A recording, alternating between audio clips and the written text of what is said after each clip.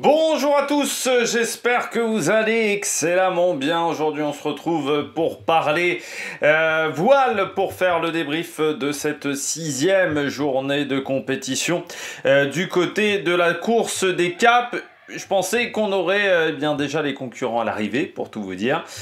Sauf que j'avais pas prévu, j'avais pas anticipé le fait qu'il faudrait, c'est vrai, contourner, on va dire, la zone d'arrivée pour arriver avec du vent dans le dos et pas véritablement du vent de face, que c'est vraiment très compliqué au final de cibler cette petite zone d'arrivée avec du vent contre vous. C'est vraiment très dur et c'est vrai que c'est beaucoup plus simple en ayant du vent portant, du vent de dos pour essayer de tirer des bords et vous allez être plus précis dans cette stratégie-là.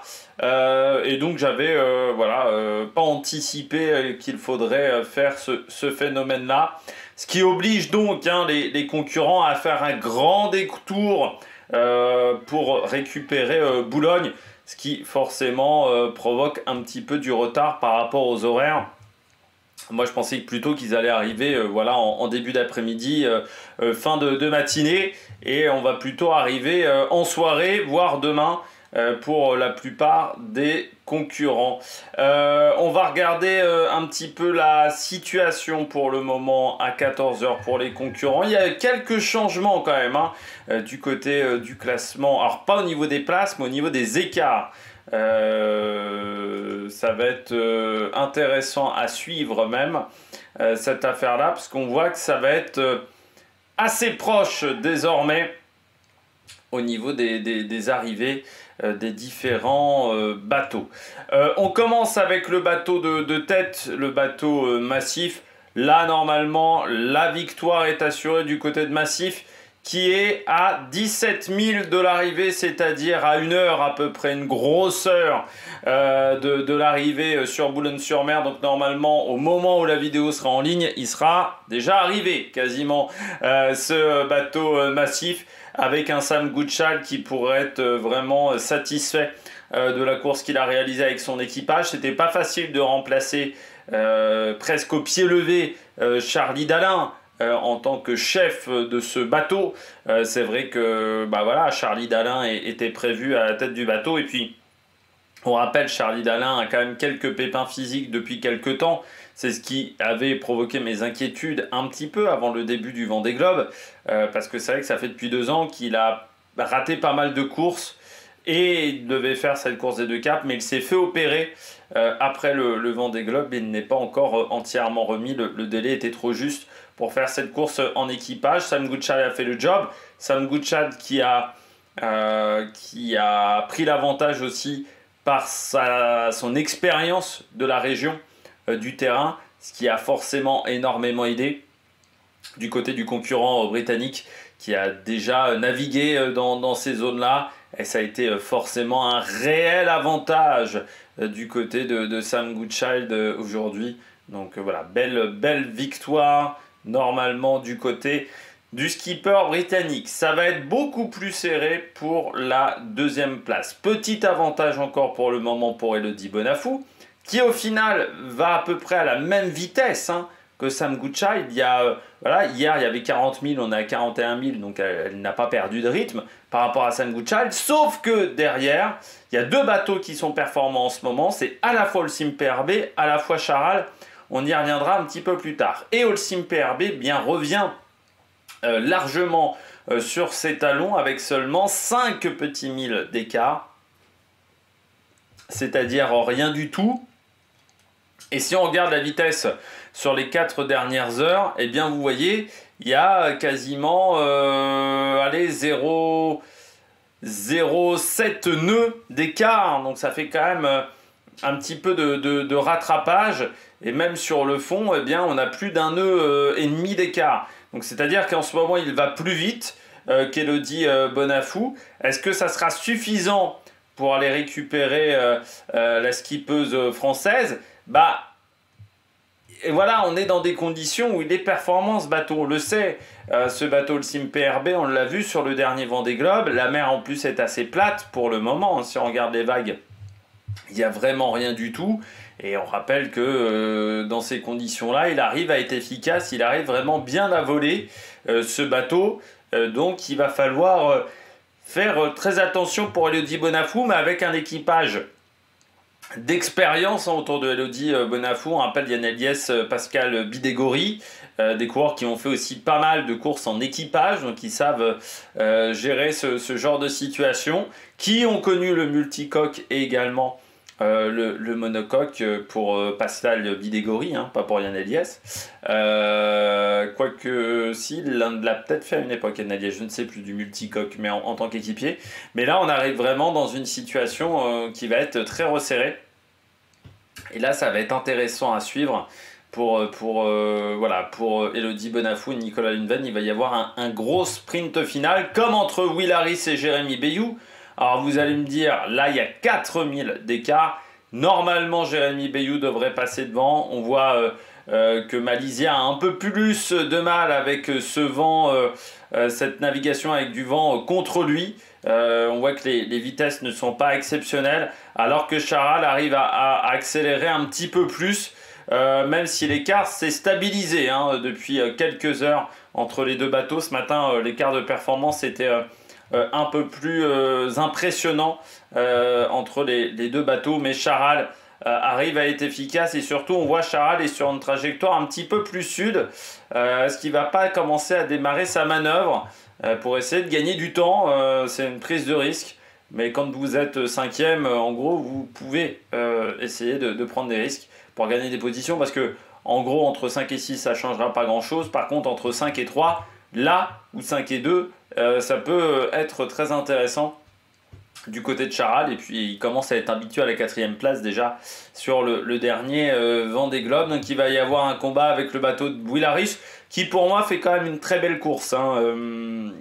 Will Harris, parce que je m'attendais à ce que ce bateau-là soit plus loin, soit derrière Justine Métro, soit plutôt en bagarre avec Initiative Cœur. Or on voit que c'est un bateau qui arrive à avoir du rythme en équipage. La question est de savoir pourquoi il n'y a pas eu de rythme en solitaire. Est-ce que le bateau est trop lourd? Est-ce qu'on ne peut pas utiliser le bateau à 85%, 90% de ses capacités en solitaire, comme ce qu'arrivent à faire les autres concurrents? Ça, c'est la grosse interrogation, parce qu'on se souvient que Boris Herrmann avait vraiment eu un Vendée Globe assez compliqué la dernière fois. Mais il va y avoir un match très intéressant entre Jérémy Bayou et Will Harris. Et on sait que Jérémy Bayou, il va rien lâcher, parce que déjà sur le Vendée Globe et sur d'autres épreuves, il a rien lâché. Le Vendée Globe, notamment l'édition 2020, où je rappelle, il avait eu un problème technique, il avait dû rentrer au port pour revenir. Ensuite, dans la course où il avait perdu 5-6 jours, il était resté en bagarre dans le peloton jusqu'au bout, où il avait pris une 12e ou une 13e place sur la fin du côté de Jérémy Bayou, et s'était énormément accroché. Derrière, Justine Métro, première féminine, première leader d'équipage féminin, parce qu'il y a des féminines, je rappelle, dans tous les équipages, mais leader d'équipe. Justine Métro, hier c'est une bonne journée, elle reprend même du temps. Hier elle était à 140 000, elle revient un petit peu, notamment sur Sam Goodchild. Ça a été le bateau, je crois, le plus rapide, ou l'un des plus rapides sur la journée. Oui, parce que Initiative Cœur a été un petit peu plus rapide. Le problème, c'est le temps perdu auparavant du côté de Justine Métro. Elle a perdu beaucoup de temps sur le contournement. Pardon, j'ai dézoomé un petit peu trop violemment. Mais dans cette zone-là, elle a perdu beaucoup de temps. Et ça lui coûte très cher, parce qu'elle aurait pu être au contact d'un Jérémy Bayou, par exemple, d'un Will Harris, ce qui était le cas pendant très longtemps sur la course. Et là elle se retrouve bien plus loin désormais du côté de Justine Métro, donc petite déception pour elle. Et puis Initiative Cœur, j'en ai déjà parlé hier assez longuement du côté d'Initiative Cœur. Pour moi, on sait que ce bateau est limité en termes de performance, donc c'est pas vraiment une surprise. Ce bateau a trop de limites en performance pure pour le moment, donc c'est vraiment le problème du côté de cette concurrente, Samantha Davis. Violette d'Orange aussi, on est sur un bateau qui manque de rythme. Alors est-ce qu'il y aura un grand chantier cet hiver? Ça pourrait être intéressant. Ou dans 2 ans pour essayer de faire une évolution de ce bateau pour le rendre plus performant, mais c'est voilà, c'est le bateau de la génération précédente, presque le plus lent, avec le bateau de Maxime Sorel aussi.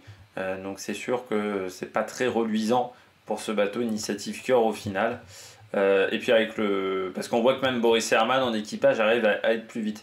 Benjamin Dutreux, là c'est compliqué hein, parce que je pense que ça a lâché un peu dans la tête quand même du côté de Benjamin Dutreux. Bon, il a eu quelques zones de molle en début de nuit, je crois.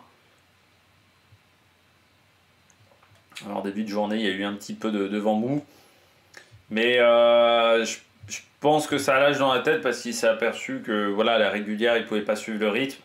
Donc je pense qu'au bout d'un moment, ils ont arrêté de prendre des risques, ils ont arrêté d'attaquer. Et l'objectif était surtout de finir de la part des 2 concurrents. Il s'aperçoit, hein, Benjamin Dutreux, qui va devoir partir sur un autre bateau. C'est pour ça qu'il l'a vendu à Arnaud Boissière. Et Arnaud Boissière, bon, il a un bateau qui est plus performant que son ancien Micaline, mais il sait également hein, qu'il est sur un bateau d'ancienne génération. Alors c'est un bateau qui est désormais fiable, ce bateau, la Micaline, hein, ancien bateau d'Alex Thompson.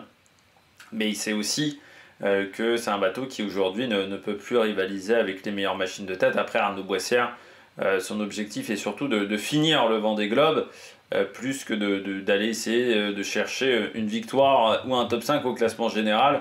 Ça on le comprend bien. Et puis notre ami sur New Europe, l'écart s'est stabilisé. Hein. Là il est à 250 000 à peu près de parcours sur les 24 dernières heures. C'est pas forcément des moyennes si horribles que ça. Hein.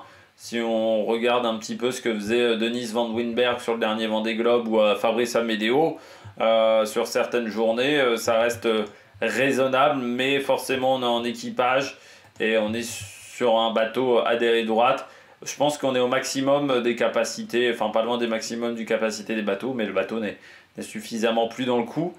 Et c'est là où ça va commencer à être une interrogation pour le Hongrois. Est-ce qu'il doit rester sur cette machine-là, en sachant que globalement, sa qualification pour le Vendée Globe sera compliquée, hein, d'être dans les 37 IMOCA en ayant comme ça un bateau d'ancienne génération, ou est-ce qu'il ne doit pas essayer d'aller récupérer un bateau un peu plus récent, même si ça reste un bateau à dérive droite. On sait qu'il y a des bateaux à dérive droite qui sont un petit peu plus rapides que le sien. Je pense au bateau de Benjamin Ferré, notamment l'ancien Massif, vainqueur en 2012. Notamment, ou également le bateau de Tanguy le Turquet, hein, qu'on a vu, le fameux Lazare, lors du dernier Vendée Globe. Pas grand chose d'autre à dire du côté de cette vidéo. Je ne sais pas s'il y aura une vidéo demain, parce que comme il y a également le Tour de France, pardon, comme on a également le Tour d'Italie féminin, j'aimerais bien le faire. Puis j'ai d'autres choses à faire aussi dans la journée. Hein. Donc ça va peut-être pas être facile pour moi de faire un débrief de la course des caps demain. Mais voilà, on essaiera de faire un récapitulatif du classement demain. Je peux vous donner les horaires d'arrivée prévus pour conclure cette vidéo. Donc Massif, c'est entre 14h30 et 15h30. Je pense qu'à 15h, il sera arrivé. Petit Prince Keguiner entre 16h30 et 17h30. Holcim PRB entre 16h30 et 17h30. Malaysia et Charal entre 18h et 21h. Teamwork entre 19h30 et 21h. Du côté d'Initiative Cœur entre 22h et 23h30. Et la Micaline entre 3h et 5h. Le New Europe lundi, normalement, en fin de journée, fin d'après-midi pour New Europe, du côté du bateau hongrois. Et bien voilà, vidéo un petit peu courte, mais voilà, vous avez compris que j'avais pas non plus 150 choses à dire aujourd'hui, que ce soit en termes de stratégie ou en termes de course du côté de cette épreuve. Allez, n'hésitez pas à vous abonner à la chaîne, à réagir dans les commentaires, à mettre un pouce bleu, à regarder les petites vidéos Tour de France. Puis nous, on se retrouve pour de nouvelles aventures sur Amérique Production. Ciao, ciao!